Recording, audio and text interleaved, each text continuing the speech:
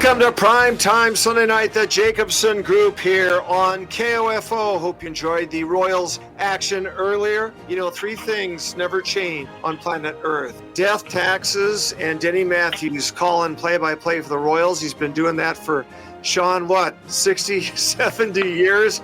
He's the original, well into his 80s now.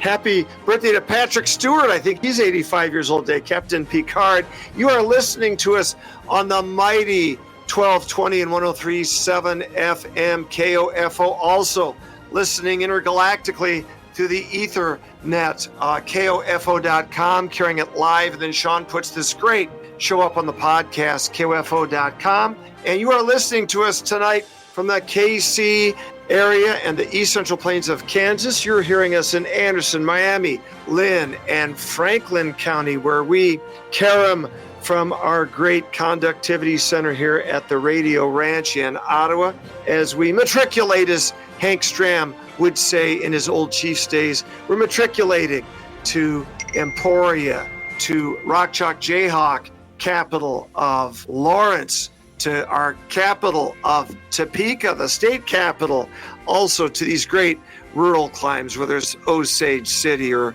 Linden or Paola or Princeton or mighty Wellsville or Baker City, home of the Baker Wildcats, Ottawa itself, not to mention Olathe and the suburbs of Kansas City.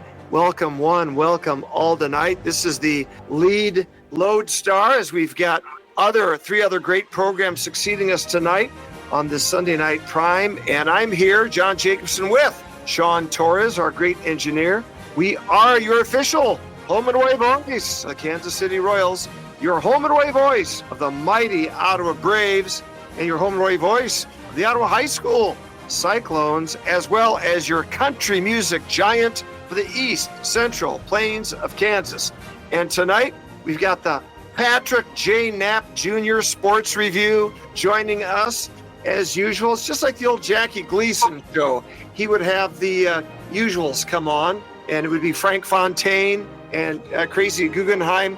We're topping that. Georgetown legend Patrick J. Knap Jr., erstwhile Georgetown basketball legend, now ESPN broadcaster of women's hoops, big shot, still big official at New Mexico State University, as well as the podcast co-host of Play by Play.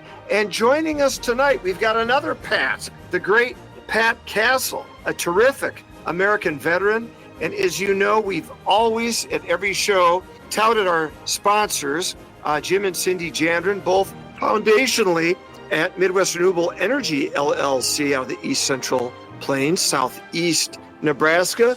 The great ethanol renewable fuels venture there, Midwest Renewable Energy LLC. It's lean, it's clean, and it's green. And LifeRunners, LifeRunners.org. Get to LifeRunners.org. Get that T-shirt, Run and Walk for Life. Help these expectant mothers and the babies on the way. You've seen the lovely and gracious Deborah Jacobson all around town in Ottawa with her blue LifeRunners shirt on. My friend Jim and Tana Cook, their daughter Ellie Cook, Ramsgard was going through the Ditmars Orchard up in Council Bluffs the other day with her LifeRunners shirt on. And as I have touted earlier, there was the big event earlier this year where they did their finale at Benedictine University, which is just down the road here. And we are so fortunate to have the founder of LifeRunners with us, a great American veteran and serviceman and a great Christian gentleman and a great leader. And he's a sports fan, too. So it's the Pat and Pat show tonight. Pat Castle, welcome back to Jacobson Radio here, my friend. Thanks, Shawn. A couple of Patties sitting at a pub in Dublin talking about sports. I'm looking forward to this. Oh, you know it is so true. Coach Knap, I think this is a guy after your heart. I think the only difference is he's not from Philly like you are. Yeah, we could share a pint or two together. Sounds that way.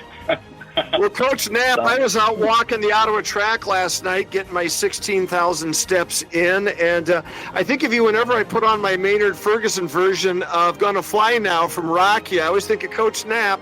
You're probably going up and down those steps there, Coach. You're still in your fight and trim, and you're still Quite the force at New Mexico State, podcasting and ESPN. Who'd have thunk?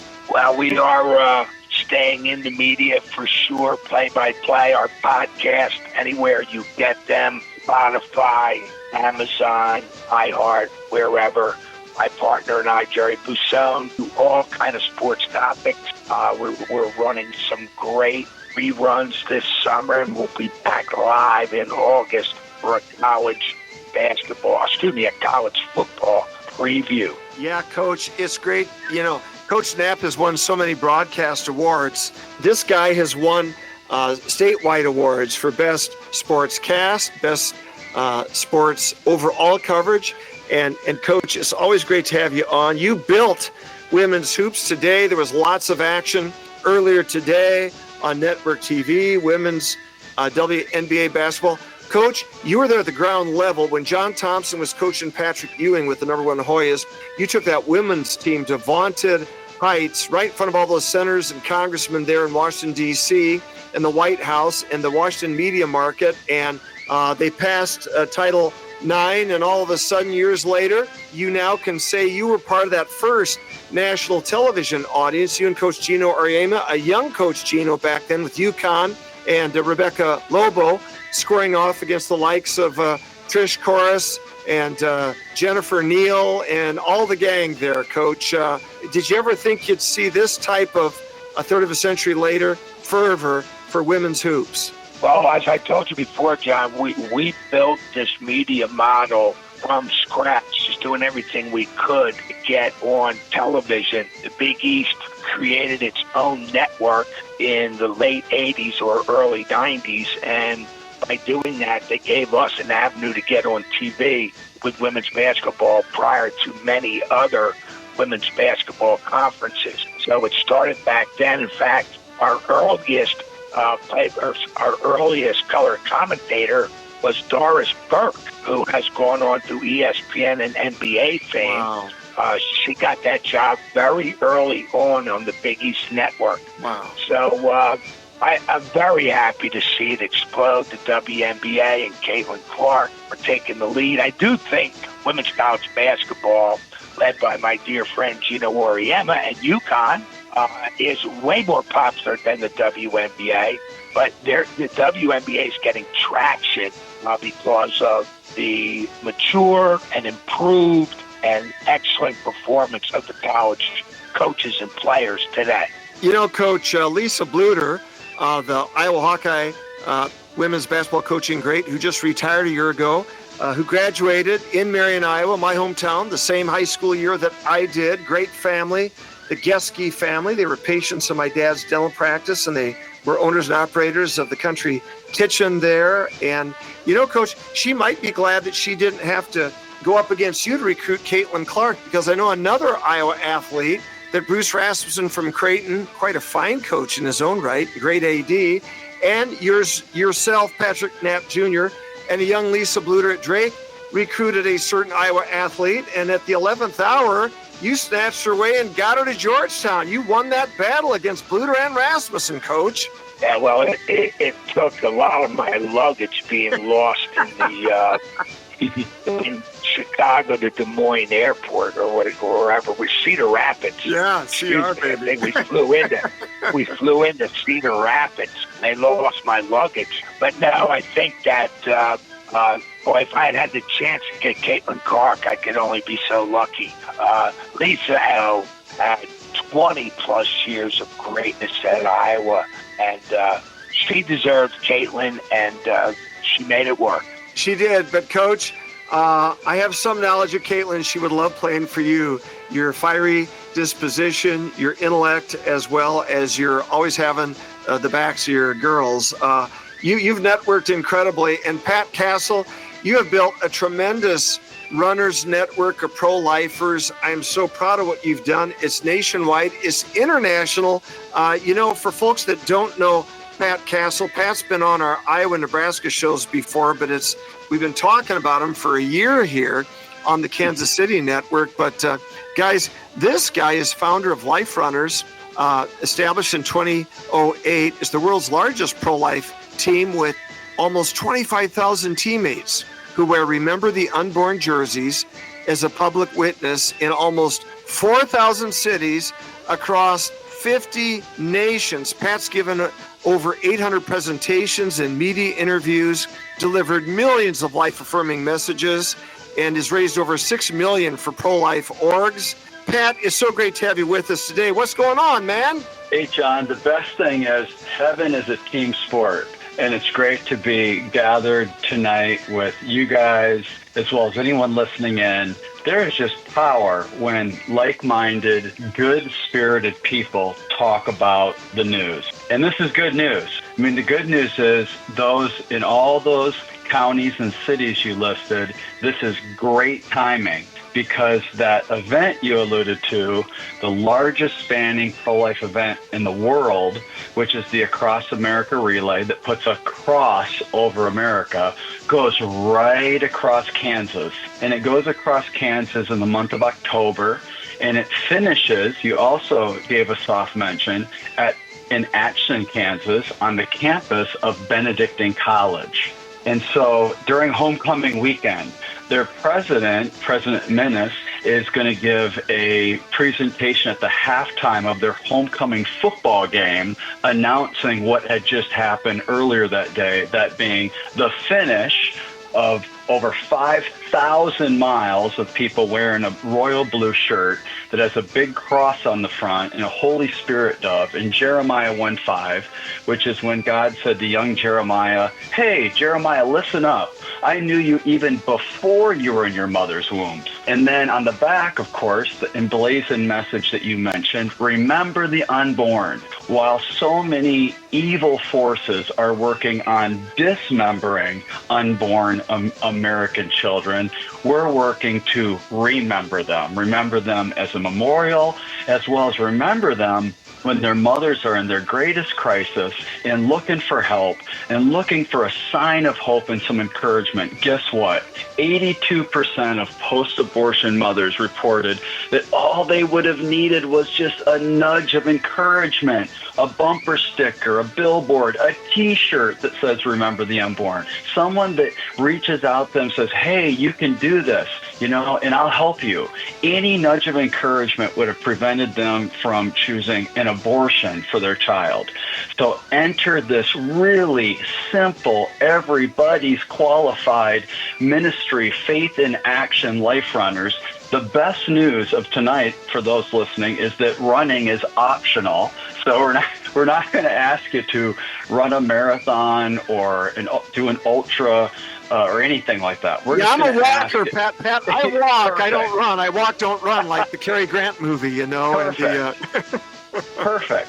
And John, I always say that the walkers are better life runners because it's easier to read that life-saving message on the back that says, remember the unborn.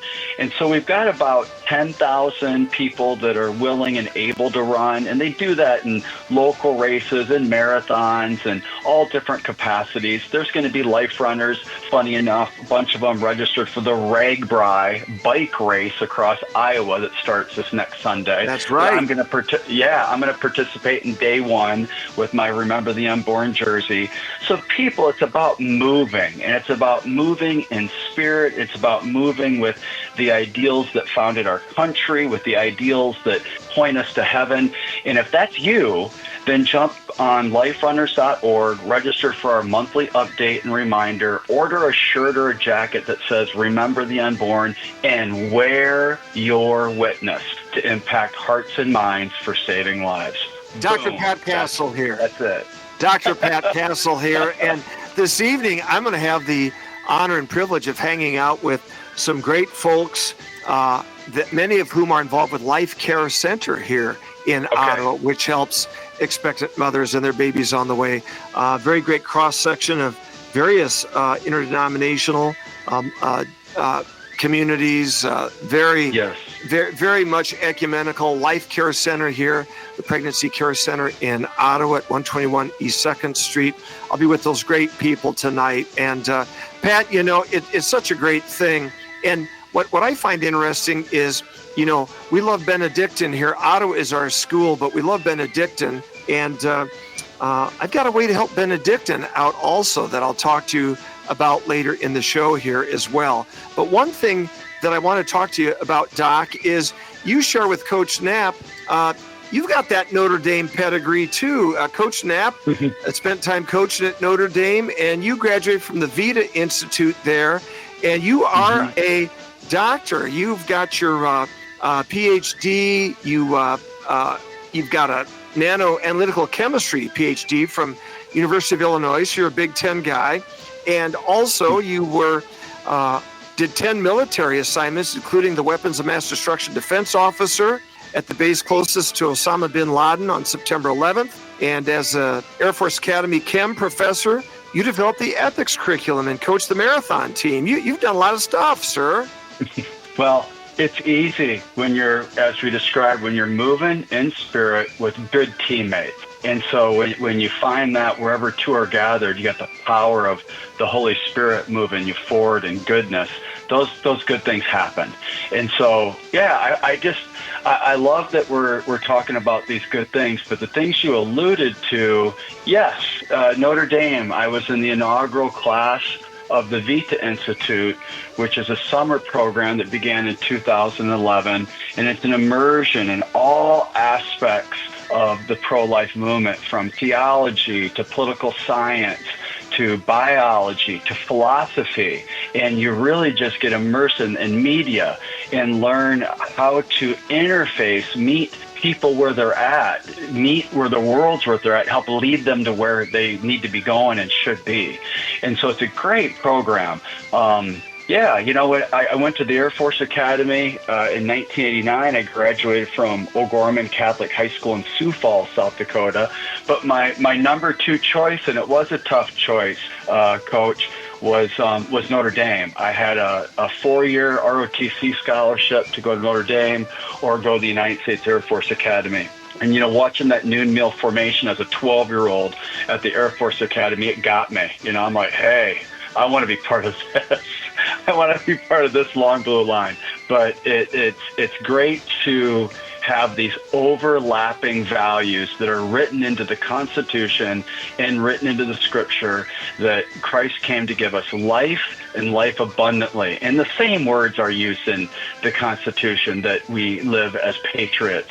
You know, words like God-given and self-evident right to life. So it's great to rally around with you guys and proclaim all those good things. Pat Castle, our sponsor with Jim Jandrin, LifeRunners, on this great KC show. And Coach Knapp, you know, you went to Notre Dame, and Pat Castle almost went to Notre Dame. And, you know, I'm a forgiving guy, never hold a grudge. My maternal grandfather actually raised money for Newt Rockne on Clinton, Iowa, right on the horn of Iowa. They're very close to Chicago.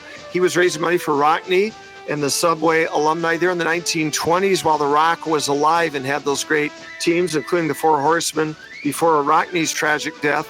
Now, me being a fellow Big Tenner like Pat Castle, never holding a grudge, just because Notre Dame cheated in the infamous fading Irish game against my beloved Hawkeyes in 1953, Frank Leahy, how could you? I would never hold a grudge, Coach Knapp, against Notre Dame, would I? No, but you bring up your angst every once in a while, John. Those fake injuries. And you know what? They pulled that. They did that. They stopped the clock before the end of each half with no timeouts to score. And those two scores allowed them to tie the game and keep their unbeaten streak alive. But the national press did not fall for that and did not elevate the Irish to number one that year. And Frank Leahy was gone at the end of that year. But guys, let's talk. We're heading into our sports ramp right now. Coach, lots of stuff you wanted to talk about today. Let's talk about the Scottish Open. You're a golfing guy. There's kind of a vibe going on about Scotland right now and the golf being played up there. Some familiar names. I watched the last 9 holes today, John, and Rory McIlroy came up short, but it wasn't for lack of poor play. He finished 13 under, 2 behind Chris Gotterup, an American player out of Oklahoma who won his second PGA tournament. But the big thing for Gotterup is that in winning the Scottish Open, he went from below number 70 in the world to number 40 in the world, and will make the FedEx Cup playoffs that will take place in in August. So it's a huge win for a young player. Rory was very gracious, talked to the young man quite often on the back nine, which was interesting. Rory's in a different place right now. I'm not sure if he's got the killer instinct anymore, or he just feels he can relax and play the best he can play. And if not, he's already made his history. I think Rory will be a factor next week in Northern Ireland, where the British Open will take place. So Chris Gotterup, a new young name on the tour, won for the second time today at the Scottish Open. Here with Coach Knapp, Patrick J. Knap Jr., and Pat Castle, the founder of LifeRunners. Pat Castle, golf really unifies people. It certainly is a father-son game, a multi-generational game, and we finally know what the scoop was at the Jimmy Carter funeral, the jocularity and the joviality exchanged between, they look like brothers from another mother, President Trump and President Obama at the time. It has now been revealed that they were talking about golf. That's why they were smiling and laughing like long-lost friends. And Trump invited Obama to hang out and golf at any of the beautiful Trump golf courses across the country. I'm not saying there would ever be a quid pro quo that Obama, if you chill out and don't criticize me, and I don't harass you, you can play it in my golf courses, but that would be a happy ever after story, wouldn't it be, Pat Castle? It would. And of course, you got to sneak in, since we're talking about the Scottish Open, if Mike Meyer was there, the comedian, he would have said, if it ain't Scottish, it's clap. That's what Mike Meyer would say about it. So, well, we know Robin Williams would call golf, but we won't go there today. No, it's just the sport is a wonderful unifier, and so this notion of inviting him to play golf, it does make sense. Getting out there with some form of esprit de corps that those two men could rally around. Hopefully, there's some overlap in our understanding of conservatives and conserving the truth of the Constitution as it was written. Hopefully there'll be enough overlap that they could have a good conversation and come closer together to stand up for things that matter most. So I think it's great if you could play a round of golf with them and be out there amongst God's nature, where people are vulnerable.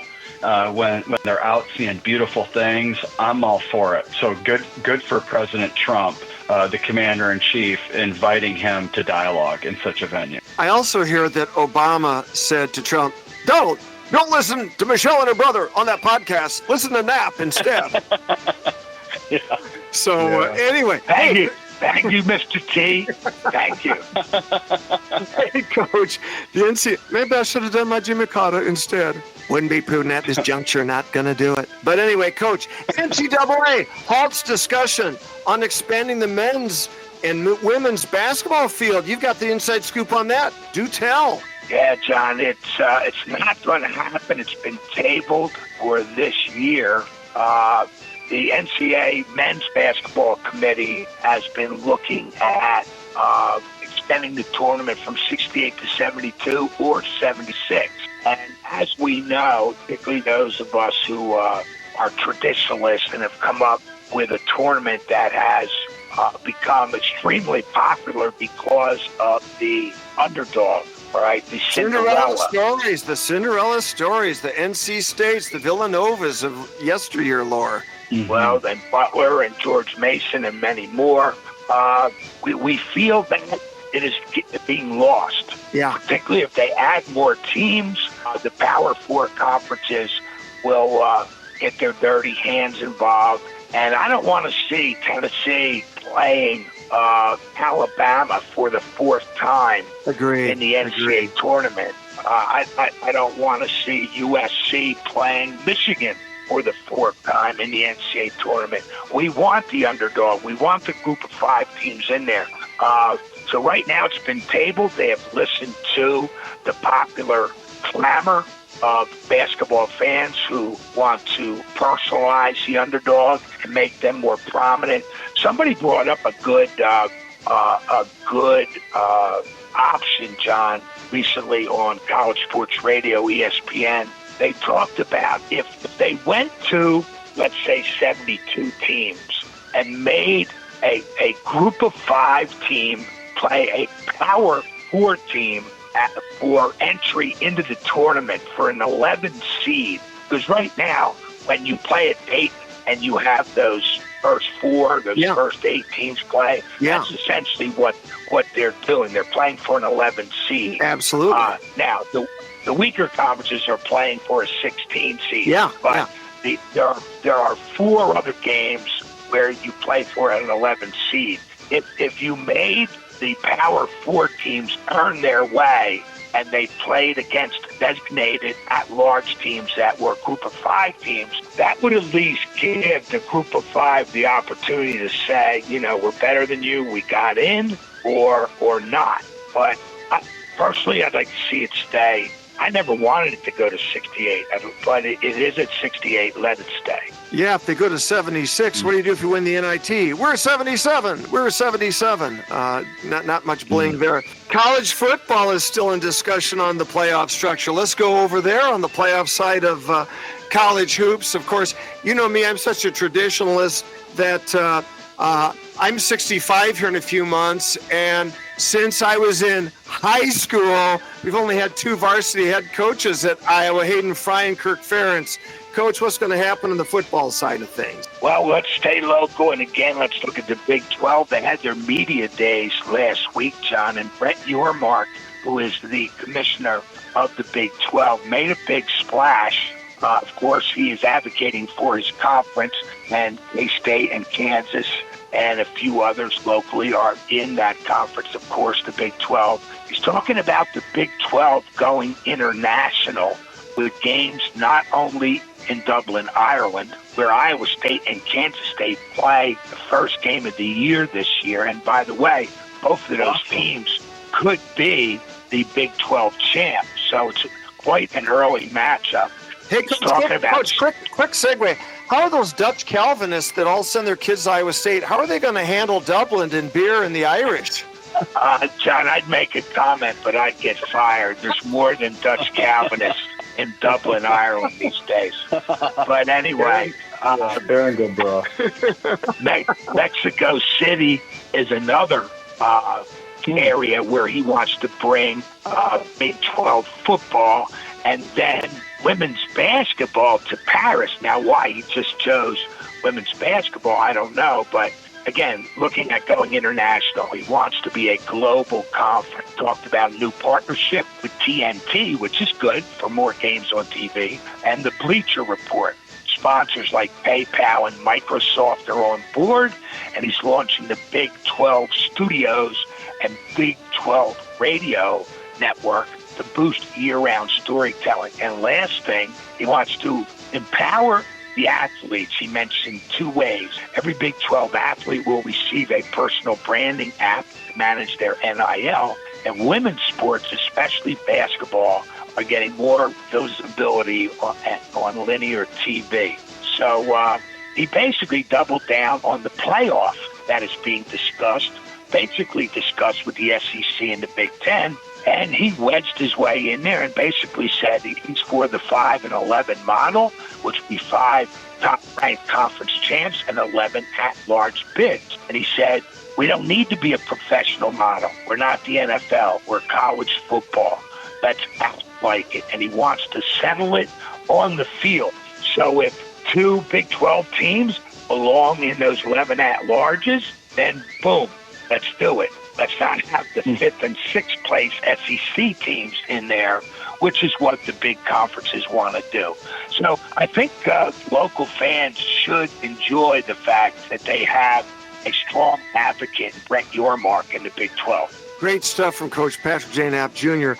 Coach, I was at the Outer Rec Center earlier today, and oh my goodness, wherever two or more Husker fans see each other's license plates. The lovely and gracious Deborah, who has bounced off of Bob Devaney's knee and followed every Tom Osborne coached game beginning in 1973 in the stadium and chased into every bowl game, even the Astro Bluebonnet Bowl, for crying out loud, down in Texas. Oren Skiles, a great Ottawan who is working out today. He's a Lincoln transplant, also here because of children and grandchildren. Oh, my goodness. The Big Red, hope still springs eternal with those folks, Pat Castle. They're the ultimate optimist, these Husker fans, aren't they? Yeah, Tom Osborne signed a couple footballs for the LifeRunners All in Christ for Pro-Life banquet this spring, which was great. He's the best. But he is. I mean, he's a godly man. He's a team guy. He's a God and neighbor guy. So when you mention Tom Osborne, good stuff. I've had the opportunity to have him sign books for my kids and meet my kids. Okay. I've had the opportunity to campaign with him. I've had the opportunity to attend congressional and even a Creighton University event on broadband with him. Saw him out at Vallis Pumpkin Patch with his grandkids, Halloweening. He's just a great guy. He spoke to our Optimist convention a few years back. He's written several books on Christian-themed relationships involving sports, and just a wonderful guy. And, Pat, I first met you at Lincoln, at the state capitol, at the governor's mansion, with Governor Pete Ricketts, another great pro-lifer, and now U.S. Senator Pete Ricketts, whose family, among other things, owns and operates the Chicago Cubs. That's right. Yeah, there's some neat LifeRunners. Pete Ricketts is a LifeRunner, official shirt-wearing, remember the Unborn guy. Don Bacon, Christy Nome, a bunch of bishops, a bunch of, your neighbors, your friends, and a lot of great Kansas elected GOP officials, both past and present as well. And of course, the great Emeritus Bishop Naumann, who did such a fantastic job here for a quarter of a century. We salute him and take our hat off to Emeritus retired Bishop Naumann. Yeah, during the ridiculousness of COVID, I will hand it to Archbishop Naumann. He made the best of it. That guy wore a face mask that said, "Remember the Unborn," everywhere he went. I mean, during Mass, everything. I'm like, wow, way to put it in their face, the other side, to give a compassionate, look at that, right, Patrick? A compassionate, loving, stop sign, we're forgetting somebody, at the rate of 1 million a year unborn children.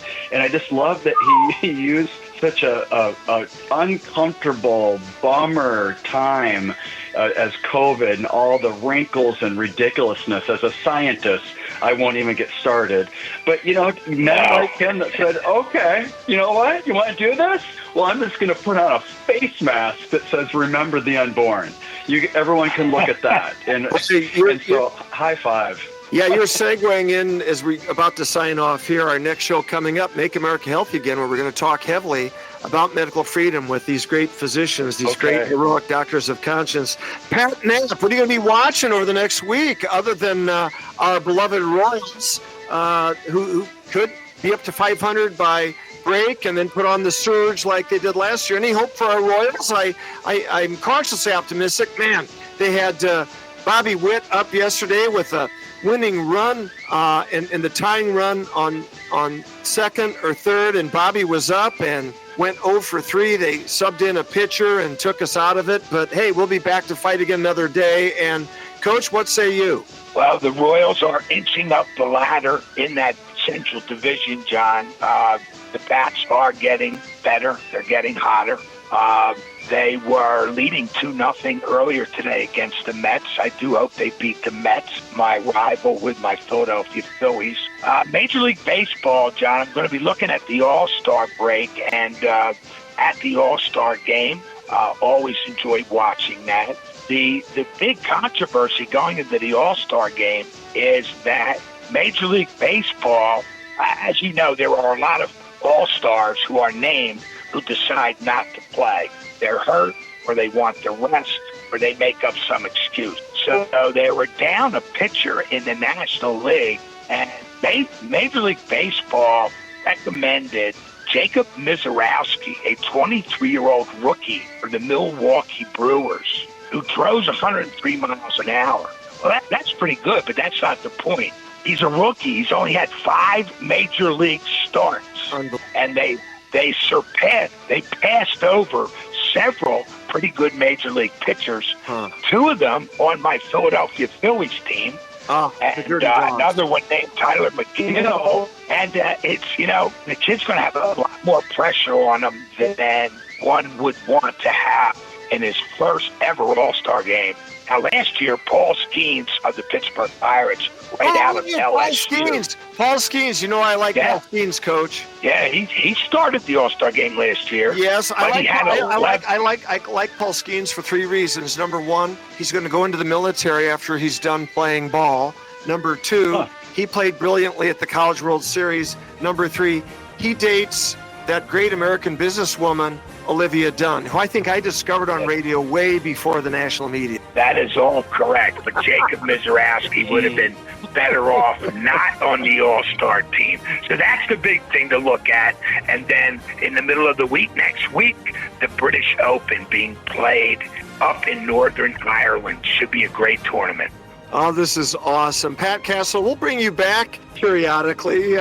We've got 30 seconds. Wrap it up for us. How can they find your org, get that shirt, and run and walk for life, whether it's at the rec center or the trail or the campus? The loving, gracious Deborah Jacobson. What say you, Pat Hassel? Yeah.